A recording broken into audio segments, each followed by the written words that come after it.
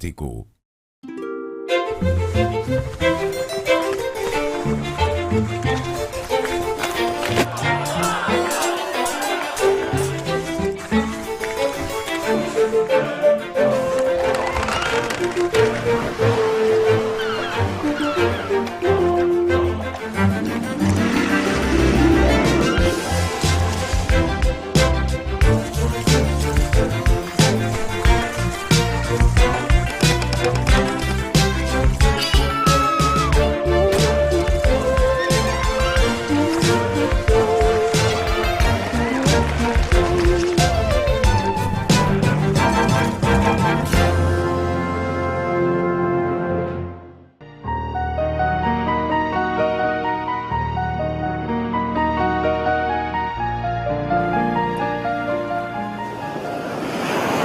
As nossas costas, o litoral português, é indiscutivelmente um dos espaços mais pacíficos em Portugal. Uma área privilegiada de lazer e de repouso. Mas nem sempre foi assim. Durante séculos, esta era uma área extremamente perigosa. Se recuarmos, por exemplo, à época das origens da nacionalidade, à Idade Média, era muito perigoso para quem cruzava estes extensos areais. Era um perigo para as comunidades que implantavam as suas habitações próximas do mar. Isto porque do mar chegavam perigosos inimigos. Por exemplo, os normandos, os vikings. A partir do século VIII também, constantes razias de embarcações mouriscas vindas do sul da península ou mesmo do norte da África. E, claro, também, desde muito cedo, os piratas. Ora, para obstar a estes problemas, também desde muito cedo que os nossos monarcas vão procurar defender o litoral, nomeadamente a foz dos grandes rios, até pela sua importância comercial. E para isso vão construir fortificações nesses espaços. Foi o que aconteceu, por exemplo, aqui, junto à foz do Rio Minho, em Caminha.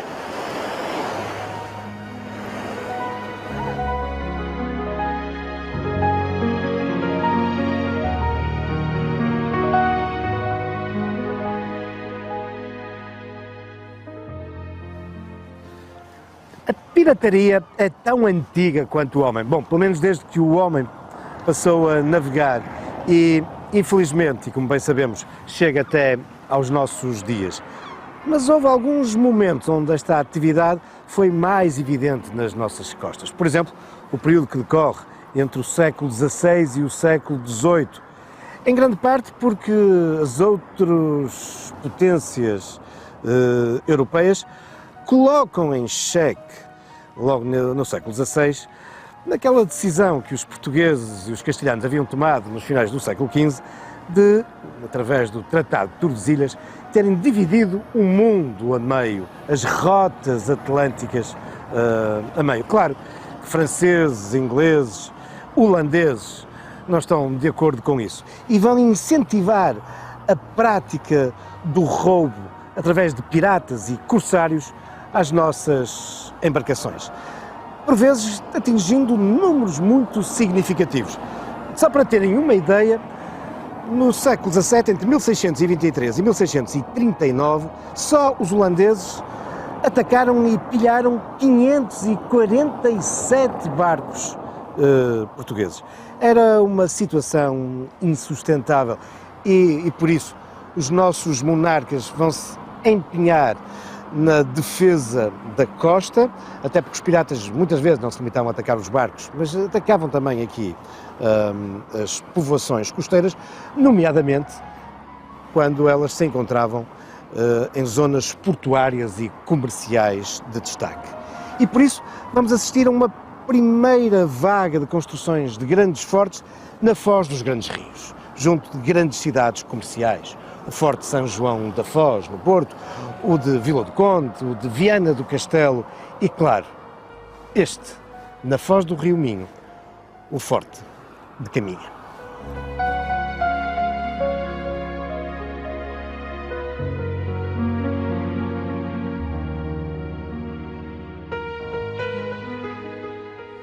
Mas os amorelhamentos da vila de Caminha são muito anteriores a esta robusta fortificação do século XVII.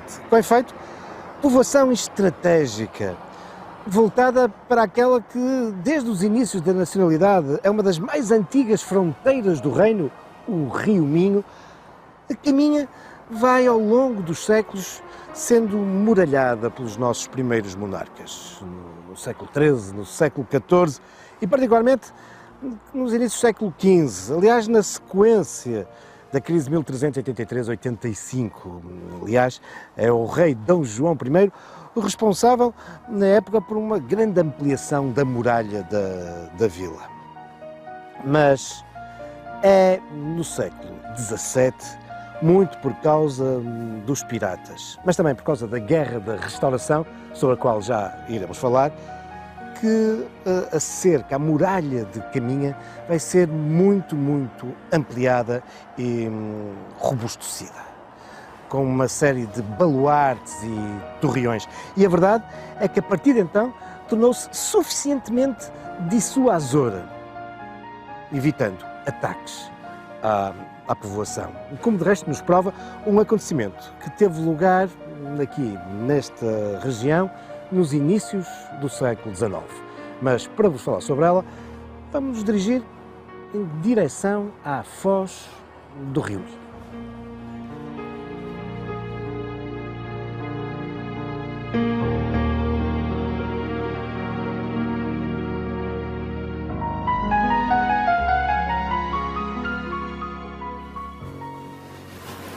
Às portas de Caminha, na embocadura do Rio Minho, entre o rio e voltado para o mar, estende-se um vasto pinhal cujas origens devem remontar muito provavelmente ao reinado de Dom Dinis, a Mata Nacional do Camarido. E este espaço foi protagonista de um acontecimento que ainda hoje perdura na memória das gentes locais. 16 de fevereiro de 1807. E tem tudo a ver com as muralhas, com as fortificações de Caminha. Porque, assumindo que seria difícil tomar Caminha devido a essas estruturas defensivas, nesse dia o Marechal Soult invade o nosso país, ou tenta invadir o nosso país, exatamente cruzando o Rio Minho e procurando chegar aqui à Mata de Camarido. Importa explicar o contexto. Estamos a falar da segunda invasão francesa. Pela segunda vez, Napoleão tenta invadir o nosso país e vai nomear como responsável pelas tropas que vão perseguir esse objetivo um dos seus grandes marechais, o Marechal Soult. Este quer chegar rapidamente ao Porto e, por isso, a sua primeira opção é cruzar o Rio Minho. Mas, para evitar Caminha, ele vai então arranjar um conjunto de barcos, fala-se em cerca de 30 barcos, para, em sucessivas levas, conseguir trazer os seus soldados para o lado de cá, evitando Caminha e desembarcando aqui na Mata de Camarido.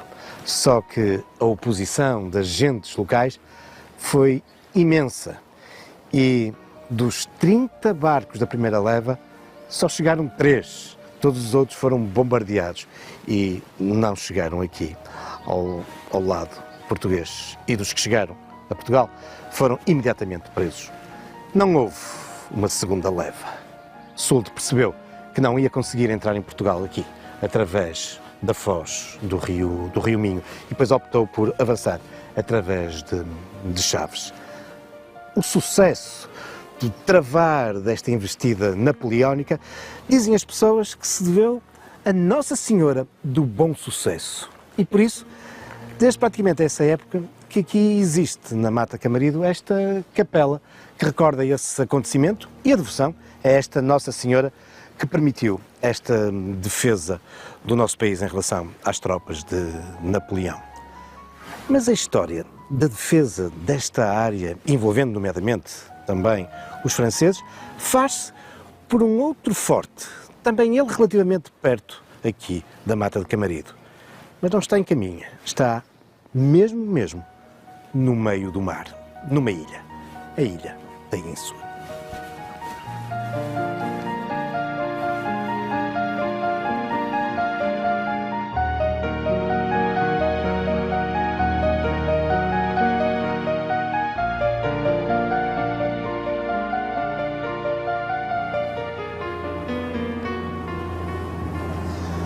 localizada em frente à Mata de Camarido e à foz do grande rio Minho, a ilha da Ínsula localiza-se em linha reta a cerca de 3 km de caminha e fica sensivelmente a 350 metros da costa. É um local estratégico na defesa da fronteira. Encontramos, afinal, entre Portugal e Espanha. Um lugar que apresenta algumas características muito interessantes, porque esta ilha rochosa, granítica, nas grandes marés que acontecem uma vez em cada século, fica ligada à terra, na praia-mar. Temos registros que isso acontece pelo menos desde o século XVI, uma vez no século XVI, outra no XVII, no XVIII, no XIX, no XX, e já ocorreu no início deste nosso século XXI. É uma rara oportunidade para se poder caminhar desde a costa até esta que é a nossa primeira ilha, para quem vem de norte para sul. Mas tem outras curiosas características, e aliás muito raras a nível mundial. Em ilhéus deste tipo, rochosos, localizados relativamente próximos da costa, esta é das poucas ilhas que apresenta um poço de água doce. Sim, de água doce. Algo que acabou por se tornar vital e crucial para a sua habitabilidade. E desde épocas muito remotas que a ilha da Ínsula foi ocupada pelo homem.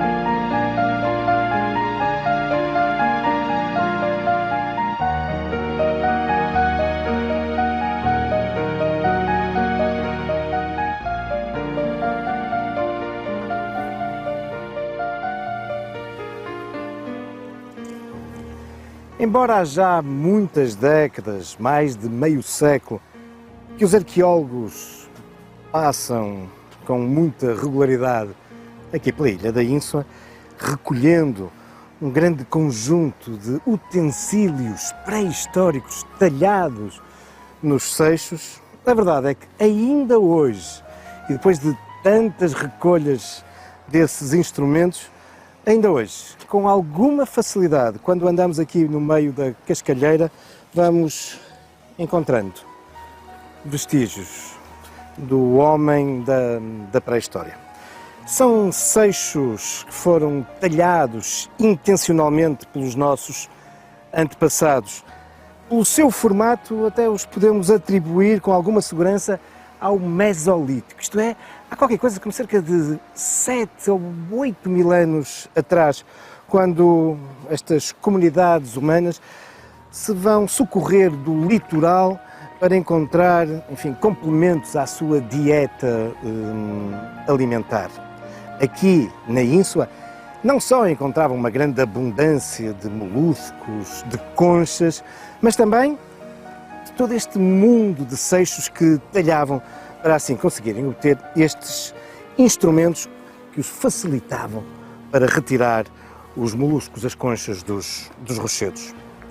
Não sabemos se nessa época a Ínsula era uma ilha ou se era um istmo, uma vez que ao longo destes milhares de anos houve diversas fases de transgressão e de regressão marítima, isto é, o nível das águas do mar nem sempre estiveram no atual nível. Mas uma coisa é certa, sendo ou não uma ilha, a verdade é que há milhares de anos que o homem se socorre deste ilhéu para aqui produzir utensílios e aqui obter esses moluscos e essas conchas que eram uma base importante da sua dieta. Mas estes são apenas alguns dos testemunhos da intensa ocupação que o homem foi deixando nesta pequena ilha. Há outros, e bem mais monumentais.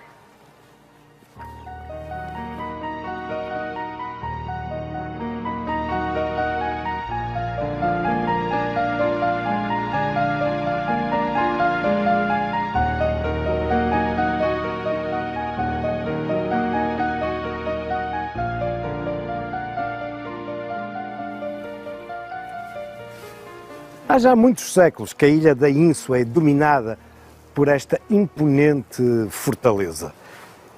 Ela foi construída ou reconstruída, uma vez que aqui já existia um fortinho anterior, entre 1649 e 1652. O responsável pelas obras foi o governador de Armas do Minho, Dom Diogo de Lima, que fez questão de colocar aqui o seu brasão, as suas armas, sobre a porta, mas ladeando o escudo nacional. E não é por acaso que há aqui este grande empenhamento em associar a ilha da Ínsua ao nosso país. Encontramos, de facto, num momento decisivo e muito complicado na nossa história. Durante este tempo, nós vamos assistir à construção de novos fortes ao longo da nossa costa, mas também à reconstrução e ampliação de muitos outros. O inimigo agora não são apenas os piratas. Há um outro, bem mais poderoso, os vizinhos espanhóis. Não nos podemos esquecer que pouco tempo antes, em 1640, Portugal tinha terminado com o domínio dos Filipes sobre o nosso país.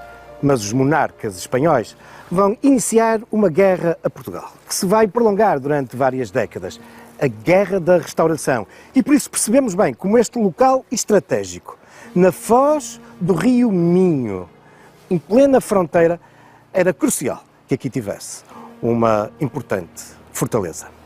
Esta, que no entanto, como dizia, tem origens anteriores, mas sobre isso vamos falar no seu interior.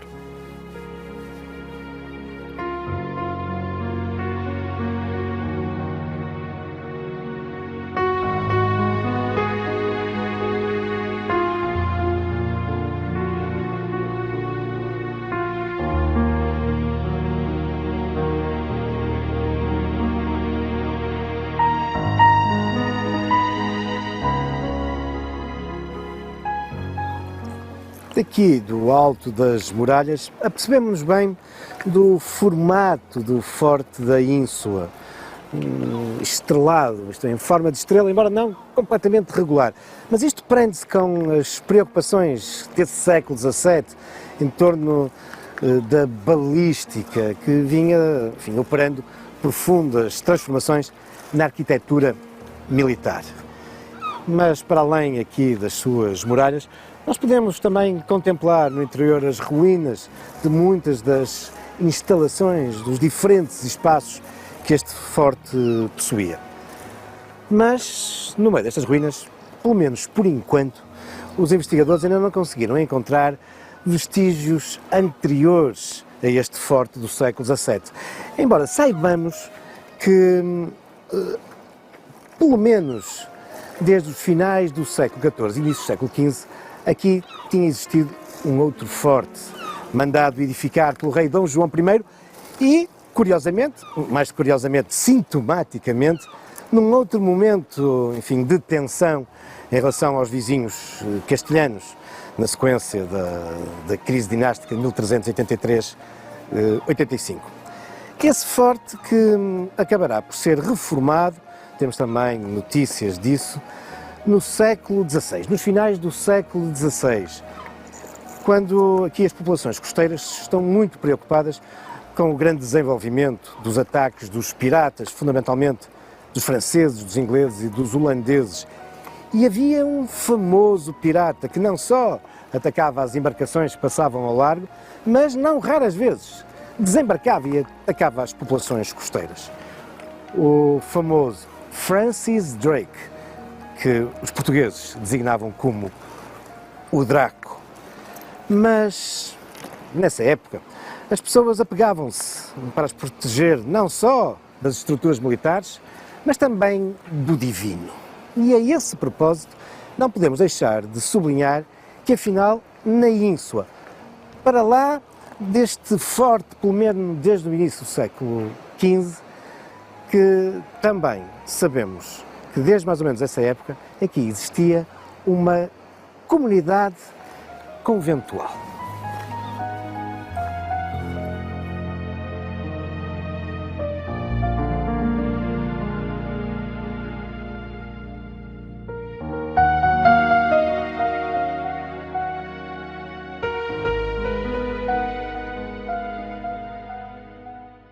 Embora alguns investigadores admitam a possibilidade da ilha da Ínsua, desde uma fase muito antiga da Idade Média, poder ter abrigado uma comunidade de ermitas que aqui viviam completamente isolados do resto do mundo, em grande rigor religioso, a verdade, do ponto de vista documental, que nós podemos afirmar, data apenas de 1392, quando sabemos que, sob a direção de Frei Diogo de Arias, aqui se instala uma comunidade, um pequeno cenóbio de frades franciscanos, que aqui vão levar uma vida bem franciscana, no sentido de uma vida muito rigorosa.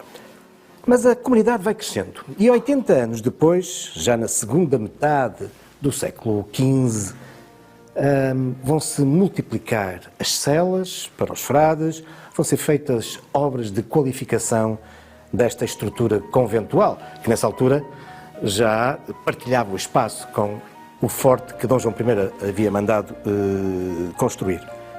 Mas o convento vai ser ainda mais reforçado alguns anos depois, em 1502, quando o rei Dom Manuel I, durante a sua peregrinação para Compostela e fê-la ao longo da costa, fez questão de vir aqui à ilha e visitar estes frades. Era, afinal, mais um passo numa monumentalização que o convento continuaria a registrar, nomeadamente no século XVIII.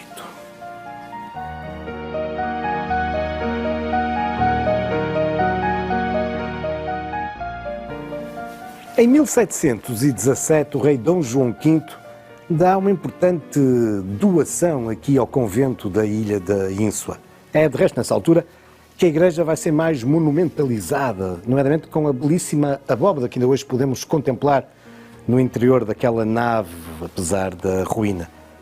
É também nesse tempo que aqui o claustro terá sido revestido a azulejo barroco, de que ainda temos alguns vestígios. As obras continuam, de tal forma que mesmo no final do século XVIII, sabemos que durante alguns anos os frades tiveram mesmo que abandonar aqui a ilha para que as obras pudessem correr normalmente. Irão regressar no início do século XIX, mas por muito pouco tempo.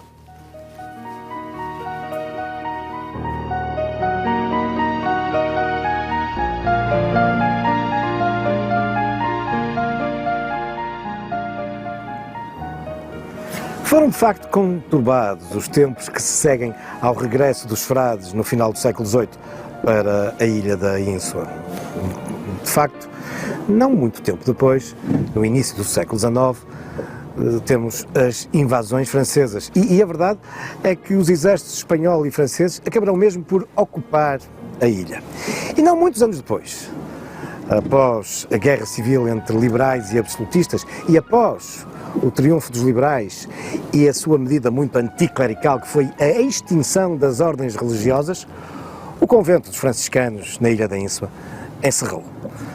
Ali a estrutura passava apenas a ser uma estrutura militar, que irá ter, enfim, alguma utilidade durante todo esse conturbado século XIX, do ponto de vista bélico e militar. Mas, quando chegamos ao início do século XX, as coisas estão apaziguadas. O último governador do forte será nomeado em 1909.